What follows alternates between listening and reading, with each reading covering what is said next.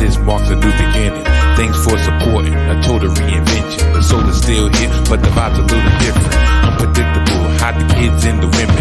Sports of all sorts, music mixed for living. Rep New York City, but ain't the politician. Always bring the heat, Steph baking in the kitchen. Big shout to y'all, I appreciate the listen. Donnie put the rest, but I'm still in the best in the world of what I do. All y'all know the rest. I live it, I breathe it, I'm the whole definition. The pinnacle, the ultimate, I'm on a new mission. The salty thoughts of Mike Steph, featuring the one and only Mike Steph, the best in the world of what he does. Tap in.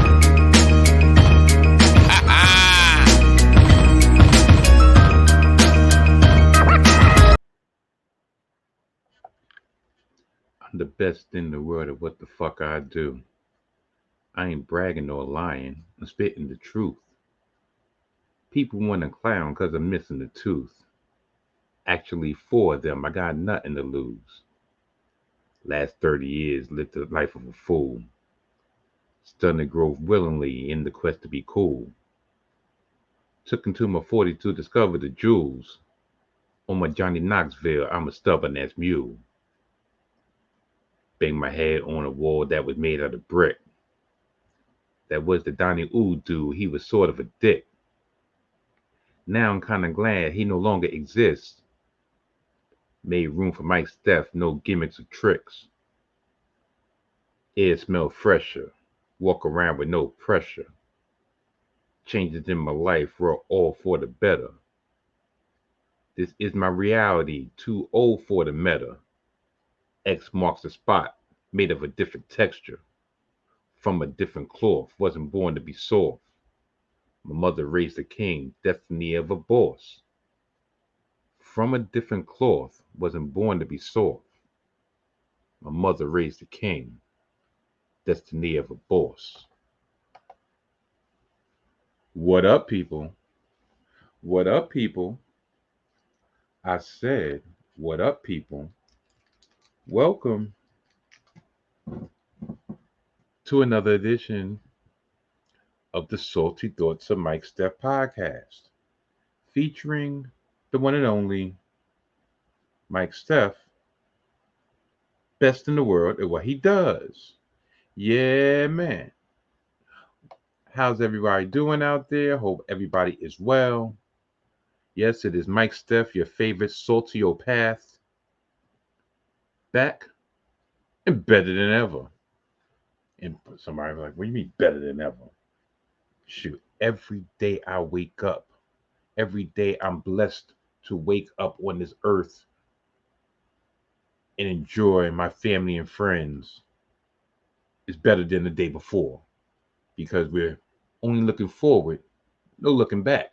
Well, until I start reviewing and recapping shit. But whatever. You know, what's funny is that this week I'm actually early on the draw, 3 minutes and 50 seconds in. Intro. This week I discovered like halfway through that I made a big error. Yeah, here goes the earthquake. I made a big error in saying that the New York Jets were playing on football, Monday Night Football, when they was actually playing on Sunday Night Football. And so I told y'all last week not to expect the episode, because the episode would be one day later. It would be late Monday night, early Tuesday morning. So when I realized the error of my ways, I was like, well, I got there's 2 ways I can go about it. Either one, I can just put out maybe a statement, maybe a little mini video on the social medias to let everybody know, oh, error, that I was actually going to drop on time, or I was just going to do it the day I told you I was going to do it. Late Monday night, early Tuesday morning. And that's what I did. So I'm going to let y'all know what this episode is going to be about, straight up.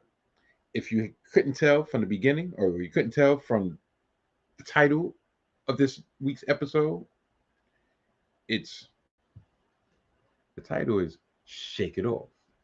Now, some would say, oh, that's a clever ass title.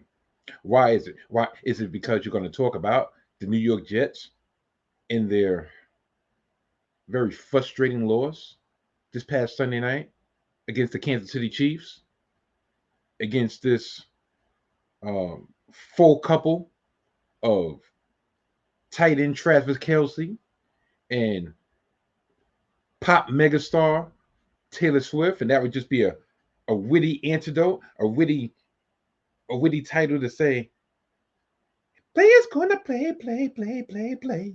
Ballers gonna ball, ball, ball, ball, ball. Shake it off, shake it. Or if I hear that song one more effing time, bad enough I had to hear it like in its heyday.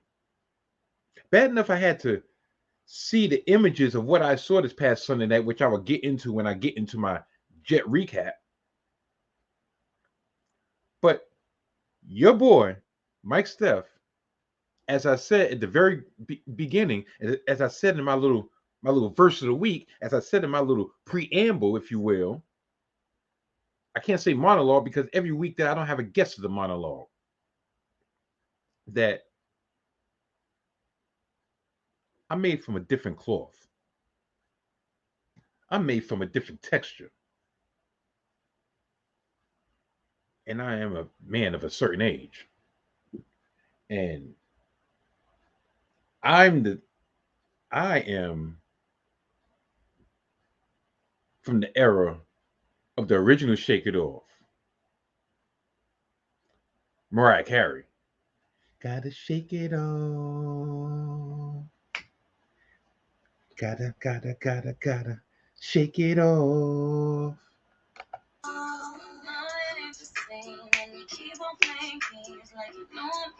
You gotta shake it off. See, that's the only part I could put, because hopefully I won't get copyright strike. Because when it comes to those big artists like Mariah Carey, matter of fact, when it comes to big artists, period, especially on the audio side, do you know how many strikes I've gotten on the audio side? I haven't had a strike a couple weeks ago because I used Unaccommodating by Eminem and Young M.A. Like, really? Like, that's not even a single. And they was like, my man, you own this music? If you don't own this music, you need to take it down. But anyway, I'm from the era of the original Shake It Off, the Mariah Carey version.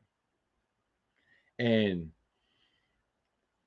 everything that happened this past Sunday night has made me even more of a fan of the Mariah Carey version. But yeah, just for engagements, just for clicks, just for views, yeah, it's probably my best interest to kind of, entitle it Shake It Off. Taylor Swift. So this week, this is what I'm going to talk about. I'm going to talk about my New York Jets and their victory that was robbed from them and the various reasons why. But there is a silver lining in that defeat. And that silver lining is we might have just turned the corner on the career of Zach Wilson. I'll get more into it when I get to that topic. And I will give my 2 cents on whether or not I believe this Travis Kelce, Taylor Swift relationship, this coupling, if you will, is actually true or false. Is it legit or is it cap? I will give my 2 cents on that. And last but not least, there will be another edition of the not rapidly popular, no, but the rapidly evaporating money that's going out my pocket. And I'm going to let y'all know what I did not get right this week, how much money I actually potentially lost this week on another edition of Mike Steph Must Have Bumped His Mother effing head, aka my gambling mishaps, but I'm going to sprinkle in some fantasy mishaps as well. So that's what's going to be on deck on this here edition of the Salty Thoughts of Mike Steph. Before I get everything up and away, I'd like to give a good shout out to my daughter, mf'n K, because her birthday, her big birthday, will be a week from today, and she'll be that much one year older. And that's all I'm going to say, because you know what they say, even though when they're your children, even though when they're teenagers, females never like to give out their age. And I'll be damned if I give out my daughter's age on this big head platform right here. But next week will be her birthday 7 days from now. I'd like to give a shout out to her older sister, Mia, who came in and we chopped it up for a little bit. Had to let her know. She asked me, and this is actually one of the. I really wish she was here, but she's predisposed at this time. But she asked me, "Hey, Father, did you see me actually be born?" And I'm like, "Did I? Yeah, yeah." So when you was born, actually they had to wake me up because I was on Mrs. Oo's legs, and before you was about to pop out, they had to wake me up. It's like, "Sir, your daughter's on her way." And I said, "Okay." So I got up with the sleepy eye. I move out, and me is my third child, first daughter, third child, and I'm sitting there and I'm wiping the sleep out my eyes because it's like afternoon, morning, I don't remember. All I know is daytime, and Mia came out, and they was like, "Ah, congratulations! You want to hold your daughter?" I was like, "You can wipe her off first." And they looked at me, and when I relayed this story to my daughter's like, "Really? That's kind of rude." I'm like, "No, you got to look at it from my point of view. You're baby number 3. You're baby number 2 that I actually saw live and in living color. You got all the wax, you got the blood, you got the goo. You can wipe her off because it's my daughter. And sure, I got for the next 18 to life that I'm gonna be with my daughter. I could take you. I could wait 2 minutes before you get her nice and pristine for Daddy Dearest over here." So, needless to say, she was kind of shocked and appalled that I told the doctors to wipe her off before I gave her a kiss. But yeah, listen. I've more than made up for that over the last 20 some odd years. At least I believe so. So yeah. I go into tangents for no reason. One thing that happened this week, and I'm going to give you a little sneak preview. Matter of fact, not even a sneak preview. I'm going to give you a little clip of what happened this past week on Hidden Gems Football. The other show that I co-host with the Mojo King, the Hidden Gems Czar himself, that comes out every Thursday on the YouTube page of the 19 Media Group. But yeah, I'm going to show a little clip, and the reaction of my co-host says 1,000 words without uttering a sound. And then I would actually get into a more in-depth explanation in just a minute. One last thing. Oh, I thought you were going to throw a shoe at me because I made it sound Oh, it's coming. One last thing. You know what my motto is going to be for this game, for Sunday Night Football? Chin up, Swifties out, and watch for the shoe. That was weird. Whoever's out there, I hope you understand and will write in the comments whatever just happened, because I have no idea. I don't know what's going on.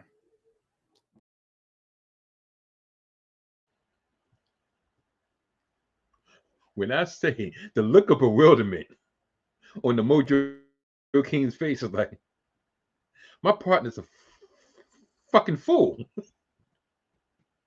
We're at the end of this recording, and he just threw a shoe at the camera and said some bizarre saying that I have no idea what the is going on in his head.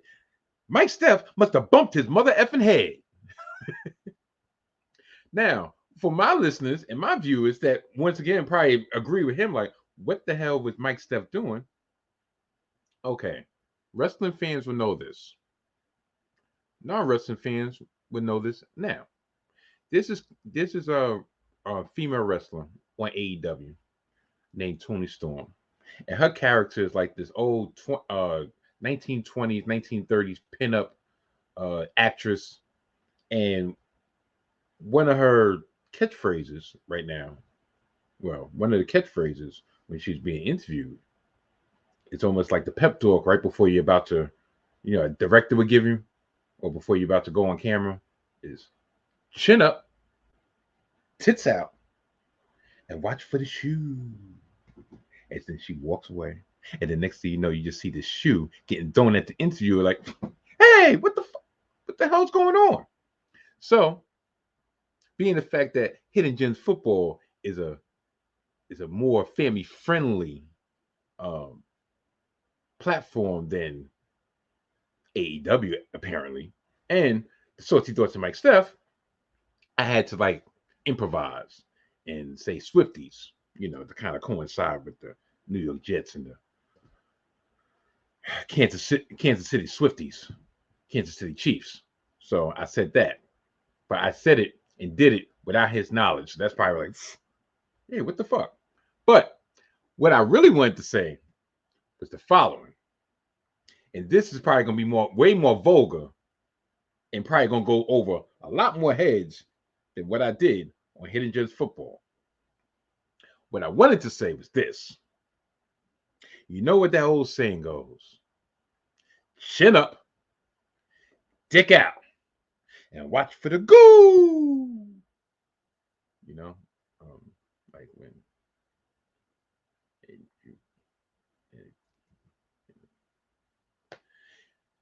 they always said when you got to explain a joke, that probably means you shouldn't have said it. So with all that being said, I guess we're going to get this show on the road because I can feel the tomato coming.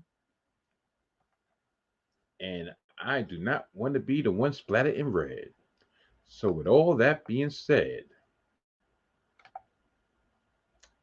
let's get this shit on the road, huh? Without further ado, good night. And goodbye. Bang! Yeah. You see the title. You see the title of this topic. The ref screwed the Jets / Zach Wilson comes of age. This past Sunday night, my New York Jets had the chance to shock the world. To shock the effing world. Not me, because I actually did put on air that I believed that my New York Jets were going to cover the spread. They was a 9.5 point underdog, and guess what? They only lost by 3. But that's neither here nor there. The NFL, NBC, and the nation as a whole tried to play the Jets for food. Tried to really sun the Jets. It was almost like this was a Harlem Globetrotters exhibition, and the Jets were in the role of the Washington Generals. It was disgusting. As my nephew Jeremiah would say, it was disgusting. Disgusting, Uncle Mike. Disgusting. It really was. The whole lead up of the week was whether or not Taylor Swift was going to be in the suite at MetLife Stadium cheering on her boyfriend, Travis Kelce. Then word got out that yes, she was indeed going to be in the house, going to be in the stadium, going to be in the suite. And then a rumor came out, which was dispelled, that they were actually going to start giving out what was it? Hand bracelets in honor of Taylor Swift's appearance. But there was a lot of scuttlebutt, a lot of discussion on how many times was she going to be shown on air? How many times was her name going to be uttered? How many references was going to be made from some of her songs? And whether or not matter of fact, the Jets wasn't even part of the equation. The tickets went through the roof. Why? Because Swifty Nation decided or was trying to embark on MetLife Stadium, not acting like it's a Taylor Swift concert. No, it wasn't a fucking Taylor Swift concert. It's a football game. Sunday Night Football, to be exact. But no. So the amount of the tickets went through the roof. Before the kickoff of the game on NBC, do you know what the fuck they did? I'll tell you. They had a little skit. Matter of fact, not even a little skit, a little intro with the cast from The Voice. A little cross promotion, but neither here nor there. With Carson Daly actually giving a little preamble and telling the non-football viewers that they expected to turn on Channel 4, to turn on NBC, to watch the game, not for the actual action on the gridiron, no, for the off chance, or should I say the chances of how often they were going to take take footage of Taylor Swift in the suite cheering on her boo, which was even numerous. But the fact that they had to have a precursor to explain to the masses that, yes, Taylor Swift is dating Travis Kelce of the favored and the defending world champion Kansas City Chiefs, and they were going against this upstart team in the city of Gotham who lost their franchise quarterback, who lost their star-studded quarterback 4 snaps in, and we were going to be struggling to stay within arm's reach of the world champions because we had Zach Wilson, because we had shown no ability to even make things interesting on offense. Do you know how embarrassing that is as a Jet fan, as a fan of your football team, that some mainstream show has to come and alert the masses that, yeah, it's David and Goliath here? And for all the people that really don't care about David and Goliath, they're worried about Miss Jezebel in the middle. This is what you're going to have to go through for the off chance that you can see Taylor Swift high-fiving or acting engaged. Matter of fact, you know who was missing? Maybe because I wasn't paying intent. I wasn't watching intently. But you know who was missing from all those frames? Remember the week before when this Taylor Swift thing became a thing. She was in a suite with Travis Kelce's mom, right? You know who was missing out those shots of the suite? Travis Kelce's mom. We saw Patty Mahomes' wife, and she seemed very, very, very, very much disengaged, very upset that she was no longer the center of attention. I'll get into that later. The Jets, they started out the game poorly, and to be blunt. The defense allowed three scoring drives in the first 3 drives of the game. And they were down 17-zip in the first quarter. And the game turned on a safety. A safety, not through the actions of a sack, not through the actions of a tackle, but the fact that one of their offensive linemen committed holding in the end zone, and they gave us 2 points in the ball. And from that point on, it's almost like the light came on, and Nathaniel Hackett, the Jets coaching staff, and Zach Wilson himself decided, you know what? We're about to get blown out on national television. Do you know an interesting stat?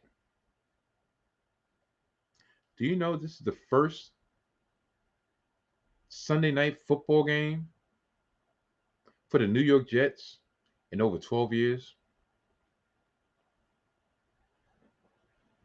I think over 11 years. The last time we appeared on NBC's coverage of football was the infamous butt fumble on Thursday night football, which was coincidentally Thanksgiving night. That's the last time they allowed us on NBC. That's the last time my team was part of the Peacock. Ain't that a bitch? And I saw history about to repeat itself. I'm not even gonna lie. I'm looking at this and I'm like, we're really about to get blown out on national TV. This is about to be for the next 2 hours. Nothing but Taylor Swift puns, trick plays by Andy Reid, a celebration of Andy Reid reaching his 250th victory as a head coach, the only coach to win over 100 games with 2 different teams, of how the Kansas City Chiefs are just going to be this unbeatable juggernaut. That safety turned everything around. Next thing you know, Zach Wilson is playing with rhythm. Zach Wilson, 1, 2, 3, strike. Zach Wilson is throwing back shoulder throws. Zach Wilson is scrambling with a purpose. Zach Wilson is outplaying Patrick Mahomes.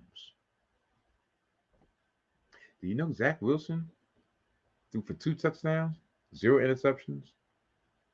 Do you know Pat Mahomes threw for 1 touchdown, 2 interceptions that should have been quattro? Yeah.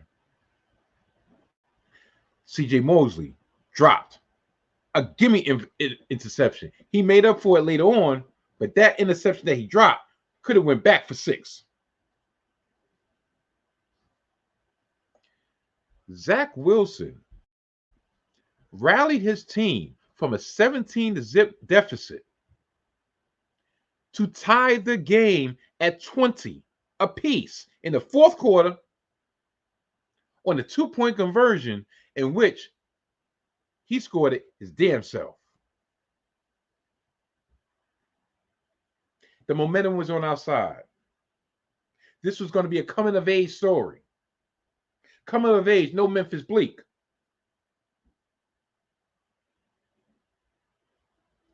Until 2 things happened. The first thing that happened, unfortunately, is for all his heroics, for all his improvement, for all his gumption,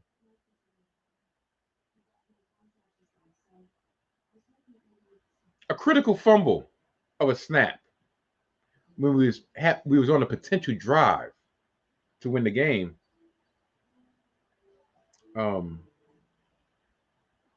Gave Kansas City the ball back. And then this is when the bullshit happened. This is when the bullshit started.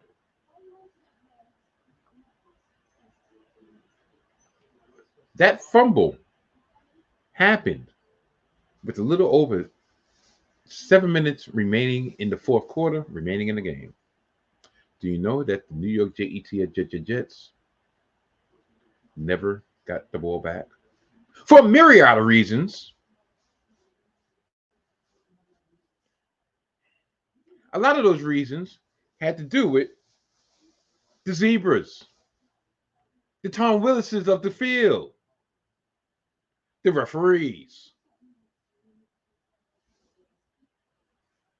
the refs screwed the Jets, not once, but twice. on this game clinching drive for the Kansas City Chiefs. 3rd and 22. 3rd and 22. 3rd and 22. Patrick Mahomes is sitting in the pocket. Jermaine Johnson, second year defensive end for the New York Jets, was held for at least 10 seconds by the offensive lineman of the Kansas City Chiefs, which allowed Patrick Mahomes to scamper for 25 yards on 3rd down. Was there a flag thrown? No, not at all.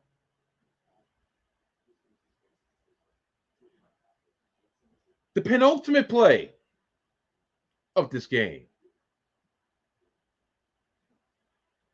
Patrick Mahomes, 3rd and long, I believe 3rd and 20. He's scrambling. He was been under pressure at least for the last 3 quarters of the game, throwing uncharacteristic interceptions throughout the game. And we forced him into another one. MC Michael Carter the third, Michael Carter the second, Michael Carter the slot cornerback picks off Pat Mahomes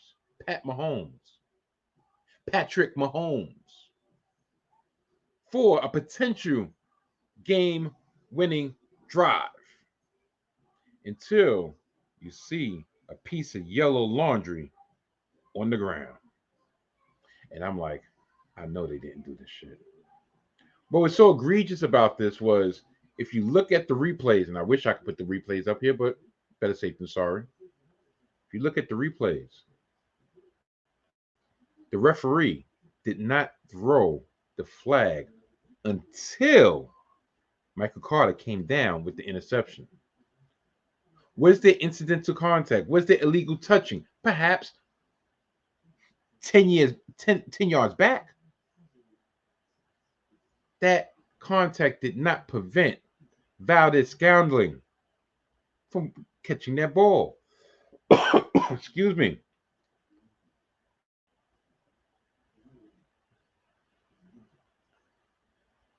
You know what? They didn't even call offensive interference. They called defensive holding, which was a 5-yard penalty, 1st down. But now you're down to less than 3 minutes remaining. More often than not, we're not getting the ball back. Or if we're going to get the ball back, we're going to get the ball back with maybe under a minute remaining, no timeouts.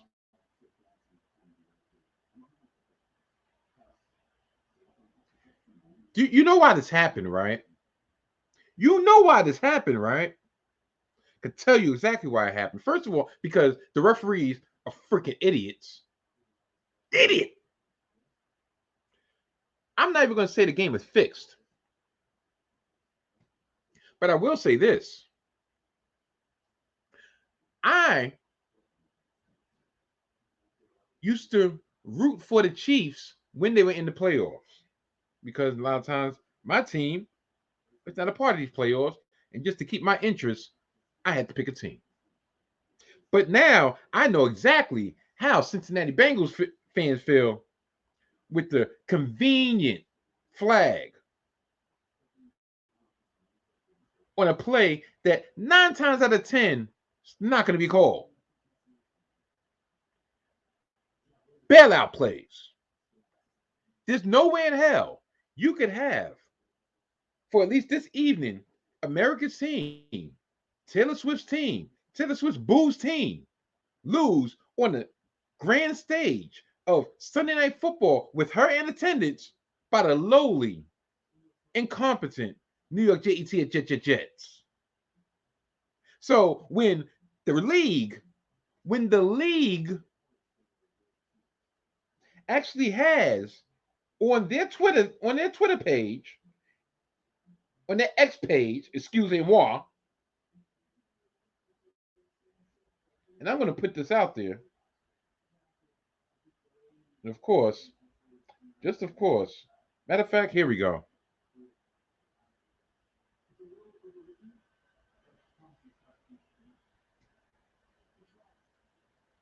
What does that say? That's the official X page of the NFL, right? The Chiefs are 2-0 as Swifties. New York, New York.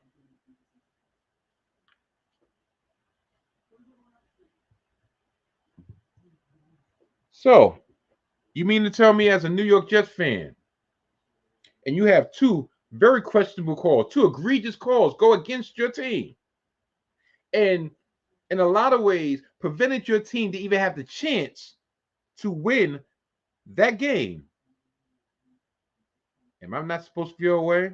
Am I not supposed to feel that the deck was stacked, that we've been bamboozled, led astray, that there was a conspiracy when it came to making sure that my team did not win?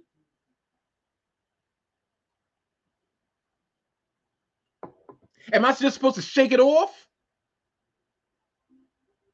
You tell me, because it feels like the Jets got fucked in the ass, and we were just asked to shake it off.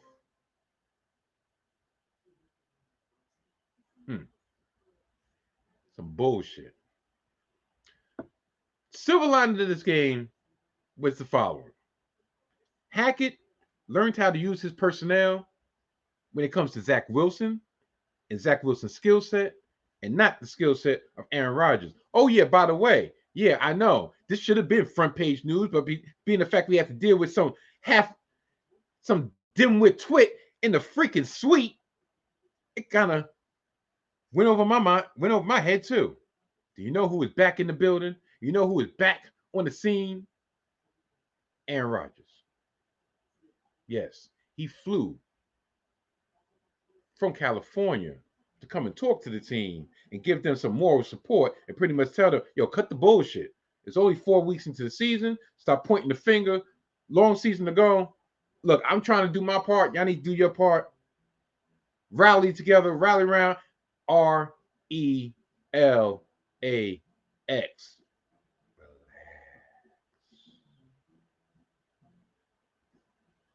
Can't tell me his presence didn't have anything to do, had nothing to do with the calming presence. But he gave Zach Wilson a calming presence just by him being in the facility. I know it's strange, but he was like, yo, when Big Brother here,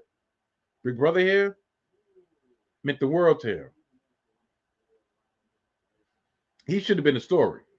But no, we had fucking Taylor Swift and her bestie, whoever the fuck she was, looking at a game that he couldn't even understand.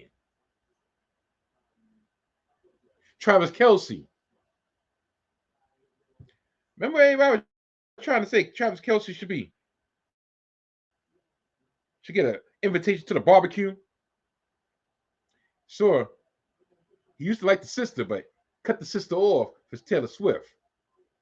Can you say it was about the bag? No. It was about the notoriety, about the clout.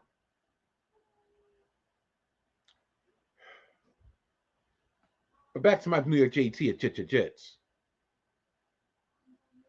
Garrett Wilson, 9 catches, 60-some-odd yards. Not the most spectacular game, but the chemistry with him and Zach is starting to grow. Put Jeremy Ruckert in the game. Success here, success there, success everywhere.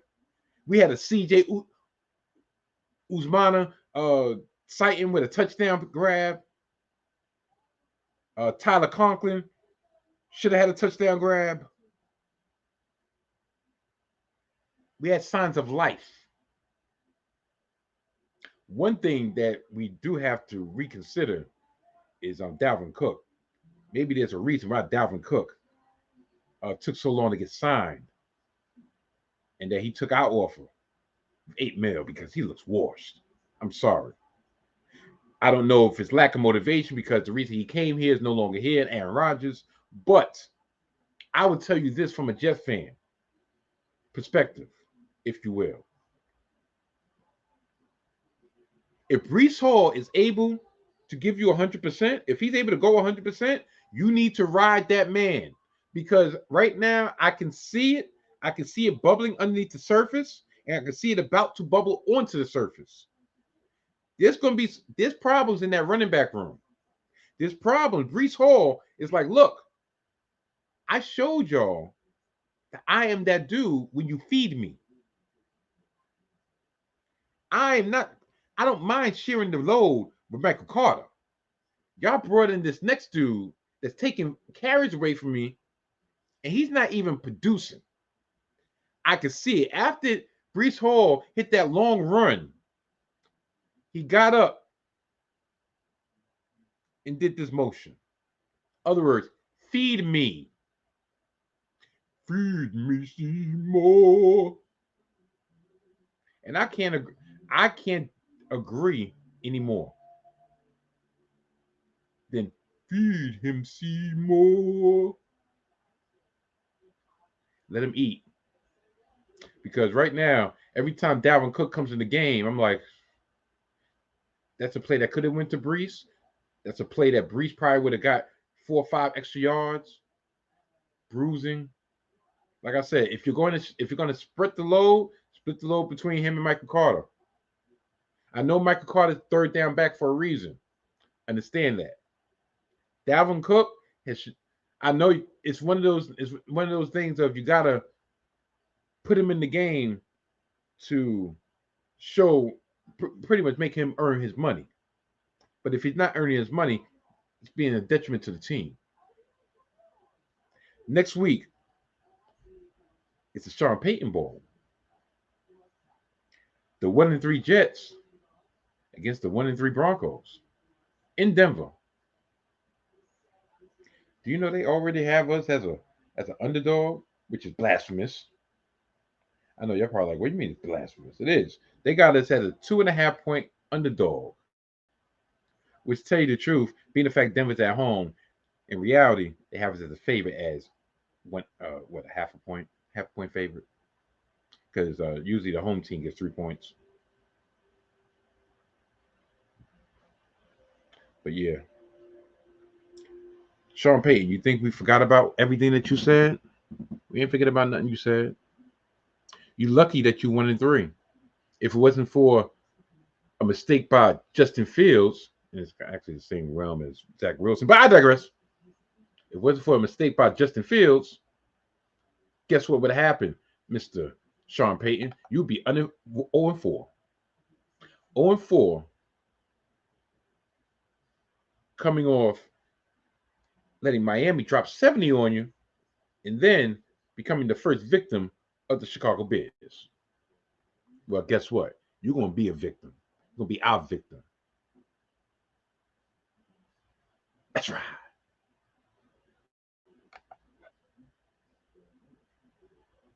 Taylor Swift and Travis Kelce. Fact or fiction? Yeah, it really is a good question.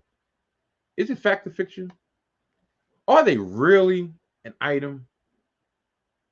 Think about it. Are they? I don't know. Because I look at this, I feel like Benson and Stabler are more of an item than Travis Kelce and Taylor Swift.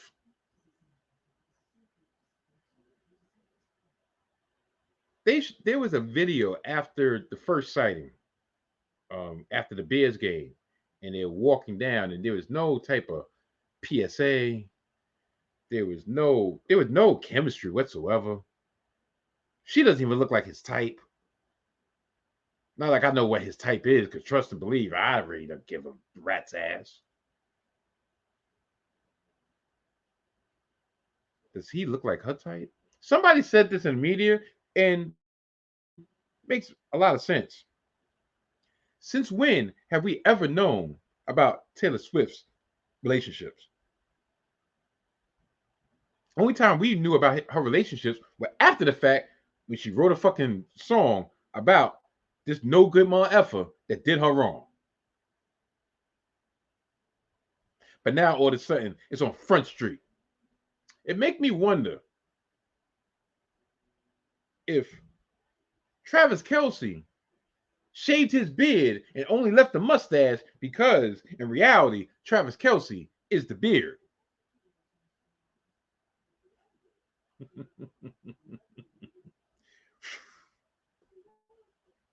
That's all I'm going to say on that end.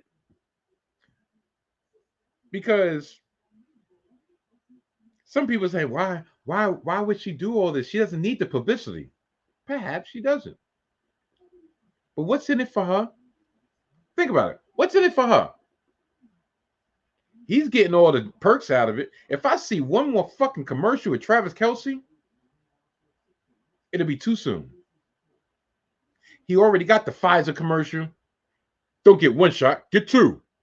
Did you know that you could get your flu vaccine and the COVID vaccine at the same time? Did you know that? Look, I got mine.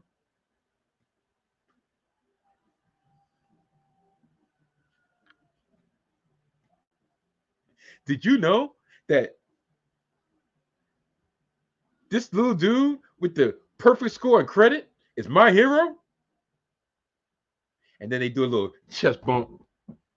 And then he's, oh, my chest, my chest, my chest. He's the one that's getting all the publicity out of this.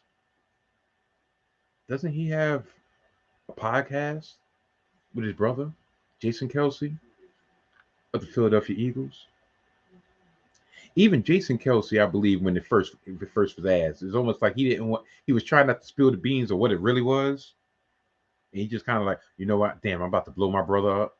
All right, let me go with the flow. Think about it. Think about it, huh? Think about it. Think about it. Special ed. That's what he looks like, to tell you the truth, with that little fucking mustache. Look like, I need you to step out the vehicle. That's what he looked like. He looked like Mr. Sheriff. Sure, he looked like he should be an extra on Sons of Anarchy. He looked like an undercover Clay. You know, I've been rewatching Sons of Anarchy. I've been binge watching it for various reasons. One, because Sons of Anarchy is a classic. I forgot really how effed up Clay was, and I forgot really how effed up Jimmy was, and how Jax was an effed up. Jack's head was effed up by having effed up parents. But that's what Travis Kelce is. Travis Kelce, old swag is gone. As soon as he cut this and just left this,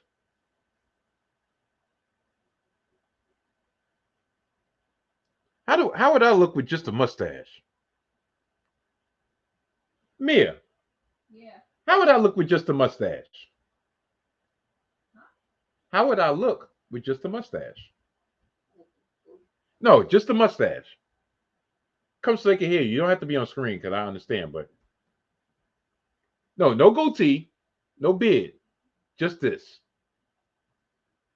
You want me to be honest? No, Dan, listen, I wouldn't ask you on air if I didn't want you to be honest.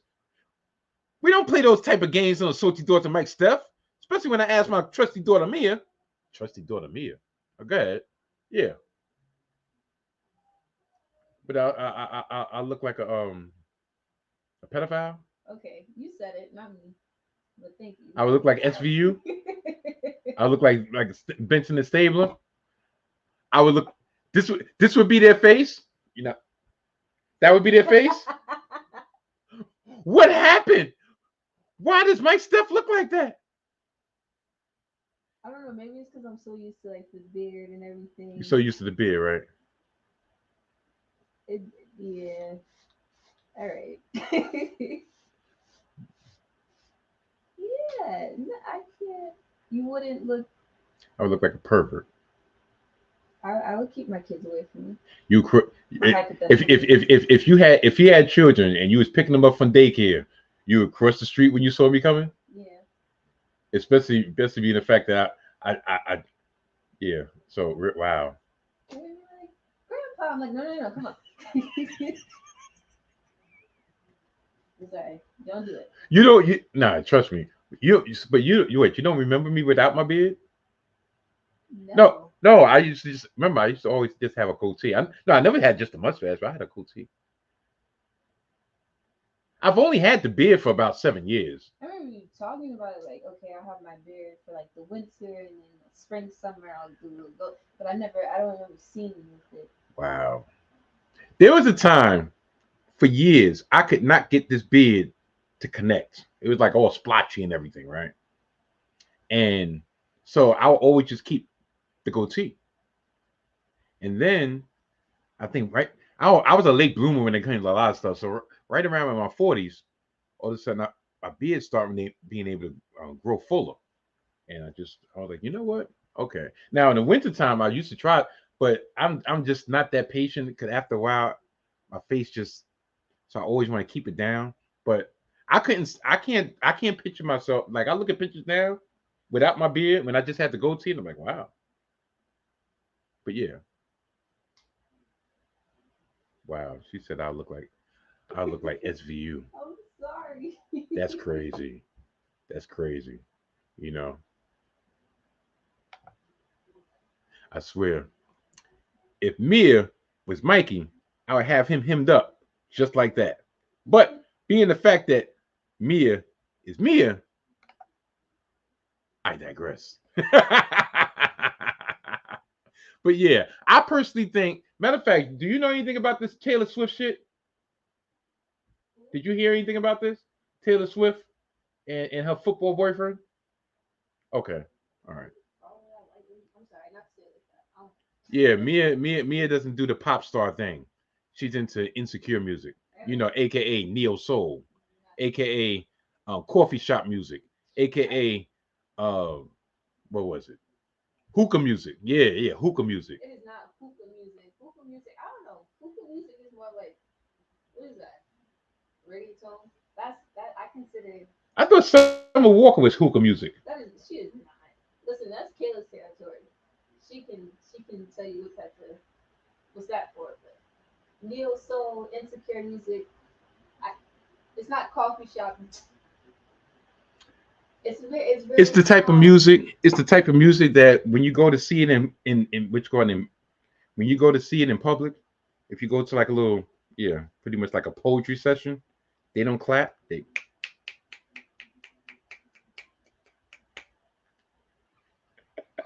You got jokes tonight. All right. You see how this Taylor Swift Travis Kelce doesn't even keep my fucking attention or on my topic, because that should just prove to y'all that this shit is nothing but fiction. Fiction. That's what this is. And I'll be so glad when they break up, quote unquote, and we don't have to be subjected to none of this, because if every Kansas City Chiefs football game is going to be about whether or not Trailer Swift,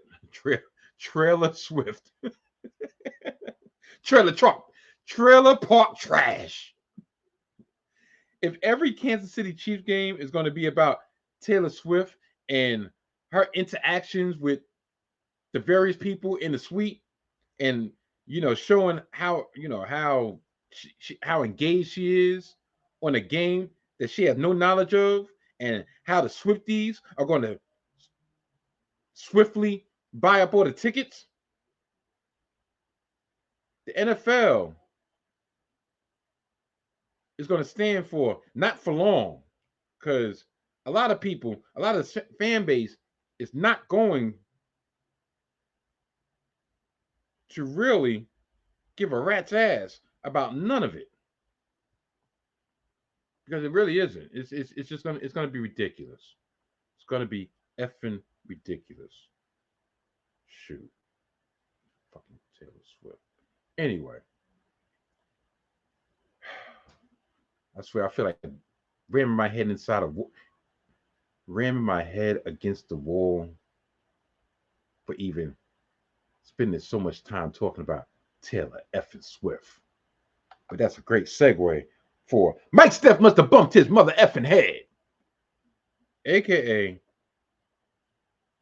my gambling forays this past week.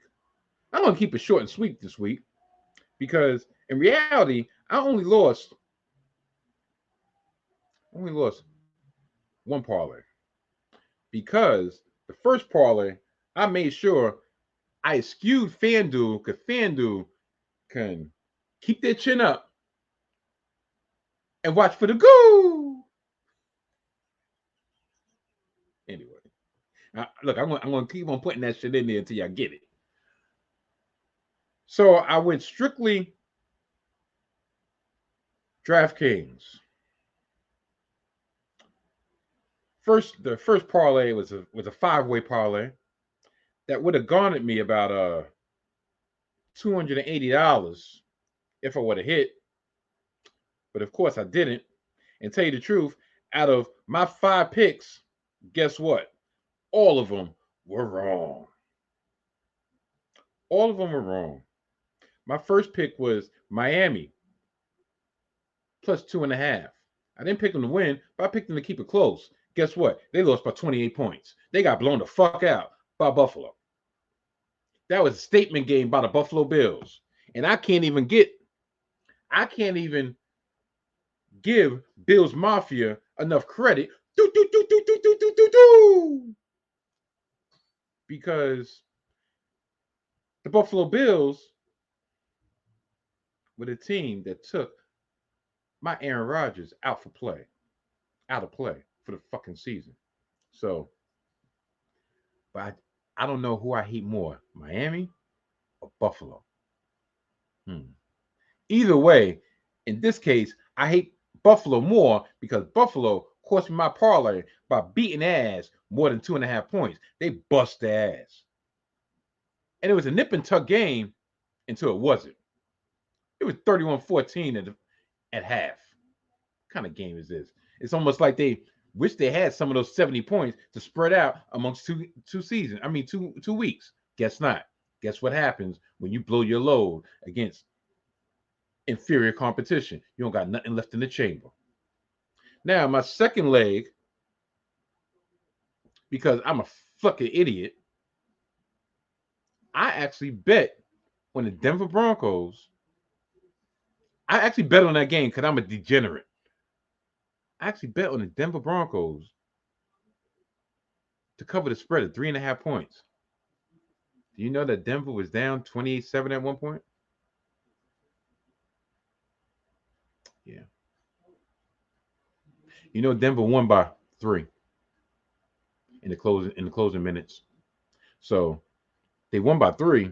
I need them to win by 3.5. Damn it!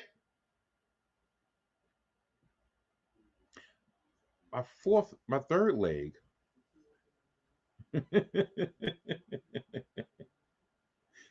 Rubber with oils and sucker with ice.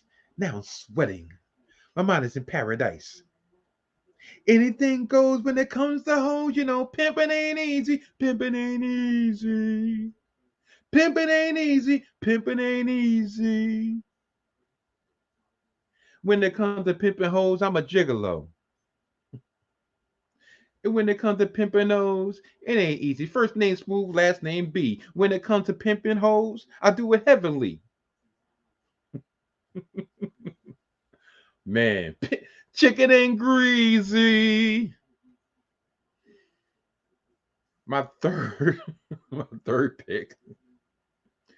I went under with the Chiefs and the Jets because I figured if the Jets were going to have any chance to win, they want to have to keep it close. They would have to keep the score down, and they did.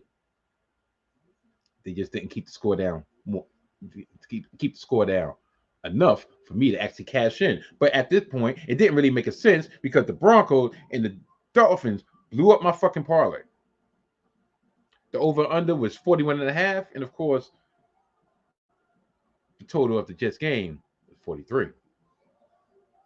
Now the fourth leg, and this is what I get for even putting any type of faith, putting any type of money on my arch nemesis, the New England Patriots. I figured the Patriots are going to keep it close. I figured, you know what, they're going to lose, but their biggest test, their toughest team, they lost by 5 against the Eagles. So I figured Eagles better than the Cowboys. They could keep it within 6. They could keep it within a score. They had not lost a game. They had not played a game more than one possession, right? Or one possession score, right? So of course, they choose this opportune time to put out the biggest stinker in the career of Bill Belichick. They got their ass bust 38-3. And last but not least, the Arizona Cardinals. The Bird Gang. Bird Gang, Bird Gang. Bird Gang, Bird Gang. Tyler. McTyler. They kept it close. I figured San Francisco was not going to cover the spread. The spread was 14. Arizona was a perfect 3-0 as the underdog covering the spread. I figured, you know what? Even they get blown out, they're not going to get blown out by more than 14. Oh, how I was mistaken. 35-16. But the best part about that, I got my money back. So I didn't win, but I didn't lose either. So because I'm a degenerate gambler, I said, you know what? Let's run it back. So I got a better spread. The Bird Gang, Arizona Cardinals covered a 15-point spread. And do you know what? They didn't even cover that shit either. Patriots, I went again. I pushed with the Raiders and the Chargers, because the Chargers are freaking idiots, especially Brandon Staley. I will get more into that probably later on this week on Hidden Jets Football. But Brandon Staley, keep on going for it on 4th down at the end of the 4th quarter on your own end and not getting it, and see if you're going to make it through the rest of the season. Those boys in Inglewood do not play. I don't give a fuck who you are.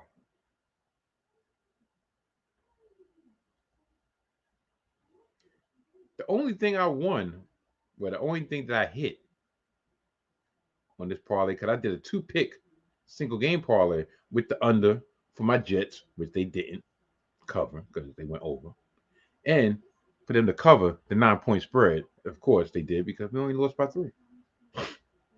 So I say all that to say, 4 weeks in, and your boy Mike Steph has yet to win a flipping bet. Some people would take that as a sign to stop gambling. Would I take that as a sign to stop gambling? No, because I still got money in my account. And I'm going to let this shit ride. Plus, I got a free bet. And you know what I've been trying to do is try to offset whatever loss that I would take in the actual point spreads, money lines, parlays, etc. And I would try to at least even out on the daily fantasy, the DFS. I think I'm rusty when it comes to picking out my lineups. Justin Herbert has been average for me. This was my lineup this week. At Justin Herbert, 24.3. Good, but not as good as other quarterbacks. Raheem Mostert, who came into this game averaging like 20 points in fantasy points per game, only gave me 650. A chain is going to be the feature running back, or pretty much the fantasy stalwart when it comes to the Miami Dolphins. So maybe I just need to, once again, picking one of my arch rivals. DeAndre Swift gave me 17.9, which was decent.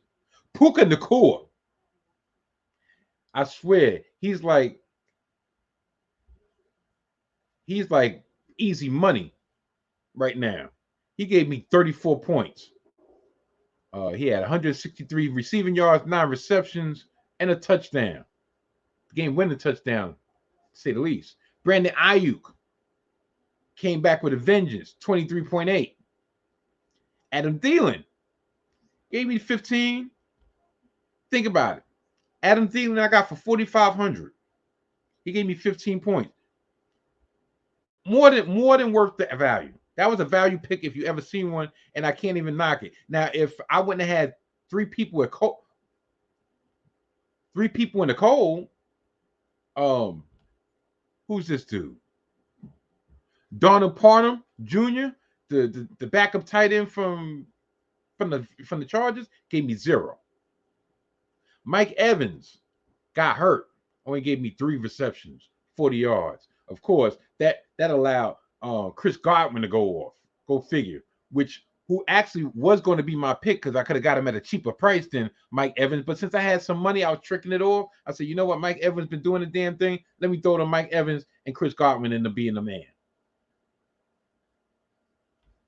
And for the defense, I picked the Cleveland Browns. And of course, the Cleveland Browns, they gave me 4 points, which wasn't a negative. But that's pretty much 1, 2, 3. That's 4 of my 8 slots not really getting anything. So, of course, I did my little 50-50, my little double up, and I had a 0 for the 4th consecutive week. So, Mike Steph must have bumped his mother effing head again this week because, once again, money came out my pocket and no coin went back in my pocket. Hopefully, before the end of the season, I actually win because usually I use my football season to bankroll my basketball season, which is ironic because my basketball winnings actually bankroll the first couple weeks of my football losses. I don't know. Everything equals out. I should go in the immortal words of Mr. Mooney. Hey, Papa.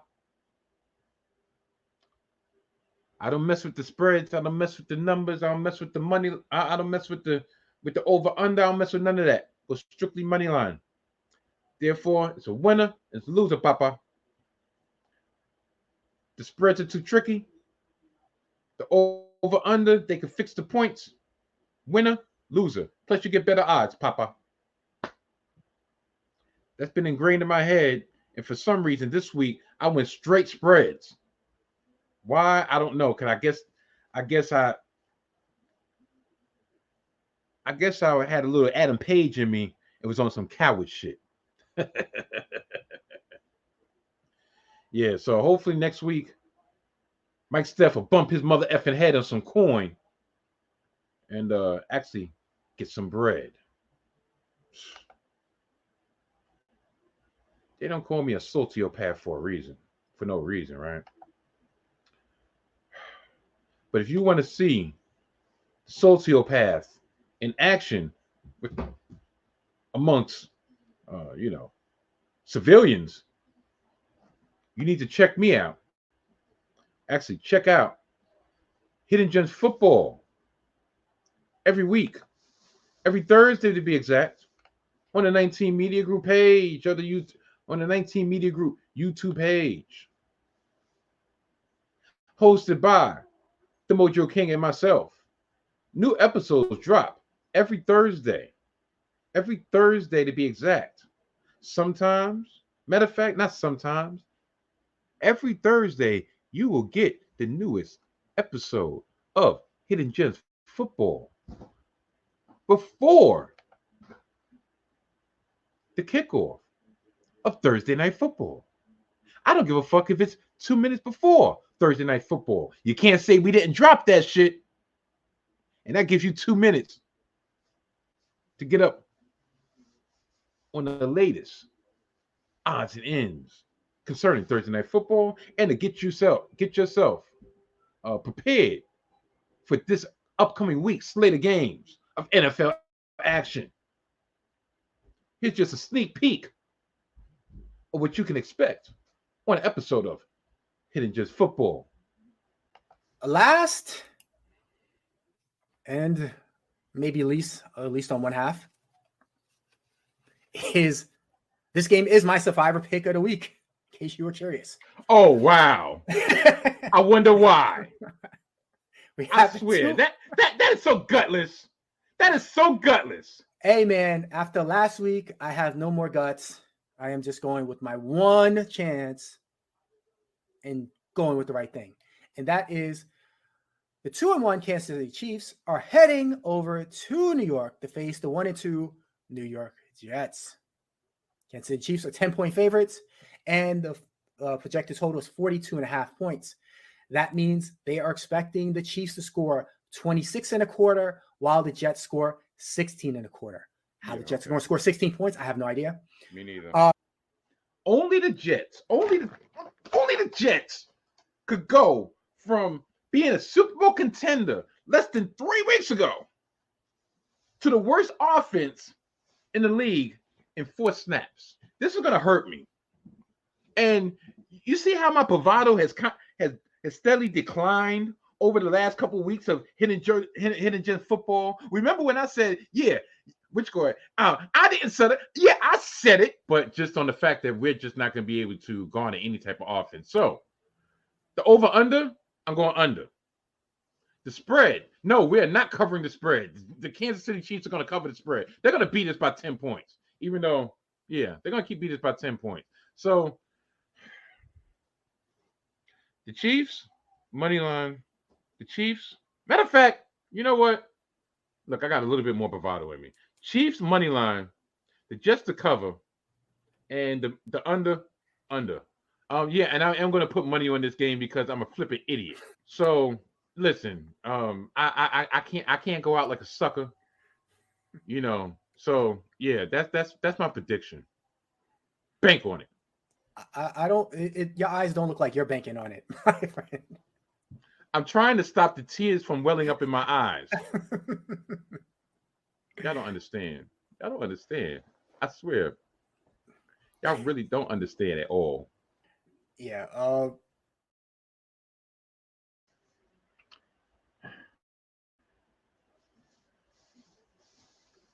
I did say I was going to put money where my mouth is, right?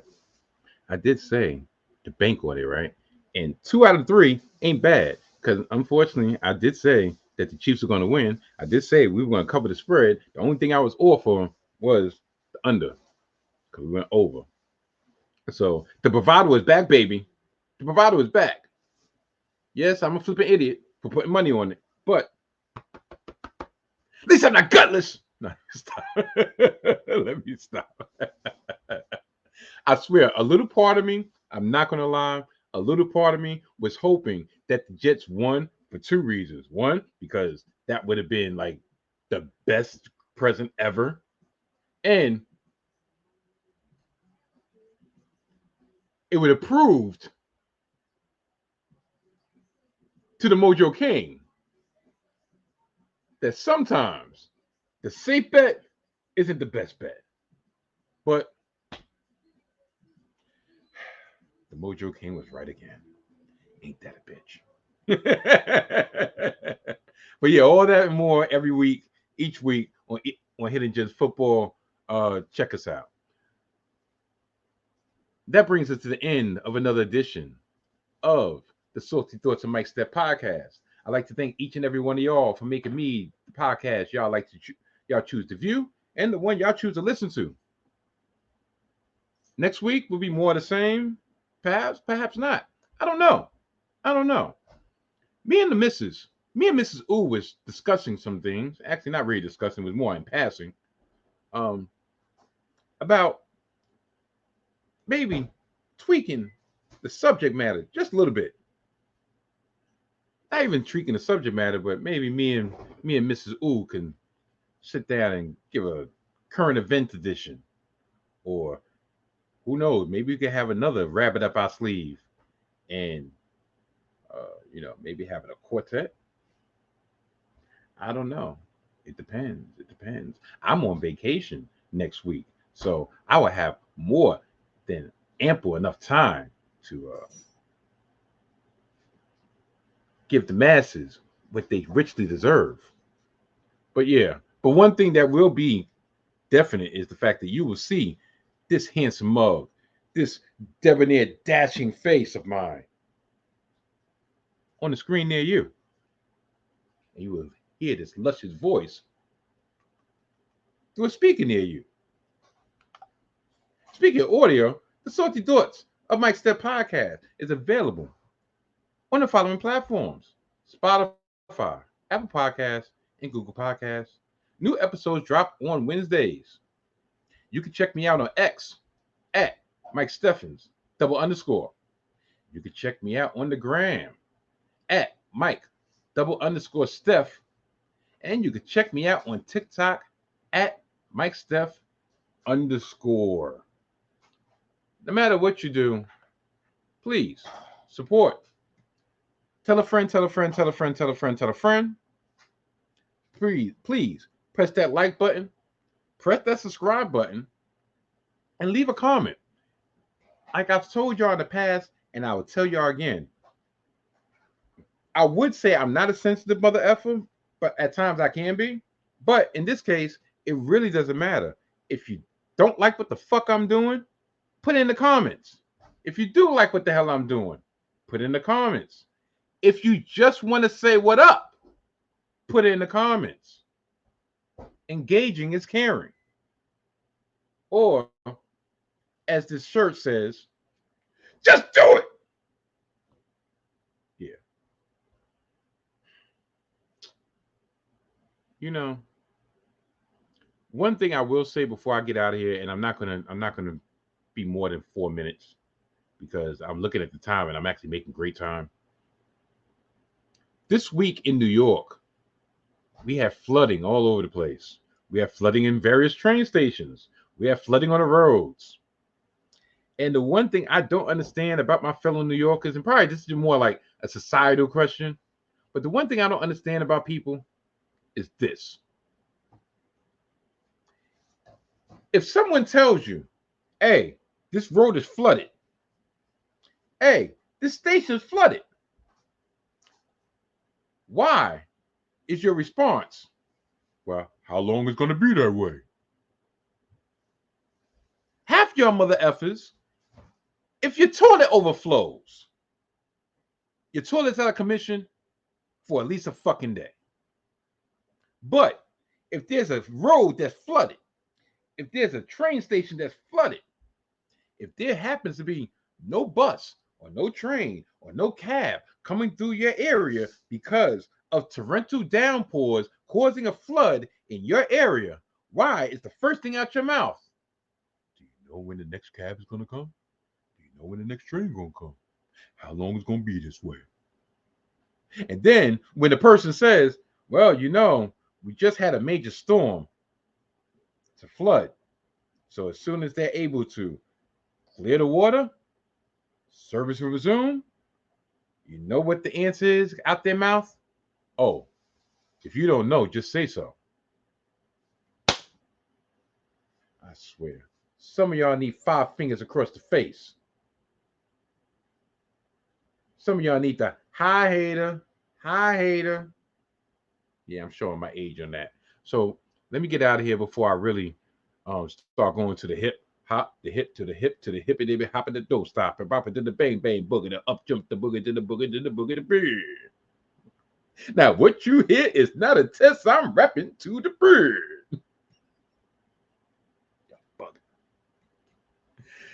Matter of fact, yeah, you know what? Like I said, let me get the hell up out of here. So I will see y'all next week. Same Mike Steph time, same Mike Steph channel, and same salty ass thoughts of Mike Steph. Until next week. Goodbye. That was a good one. Oh, shit. Damn, I always forget about that. No, I was not talking to myself. I knew I was still on screen. Y'all haven't seen the end screen before? The little fake out, little pump fake? Yeah. So, till next week.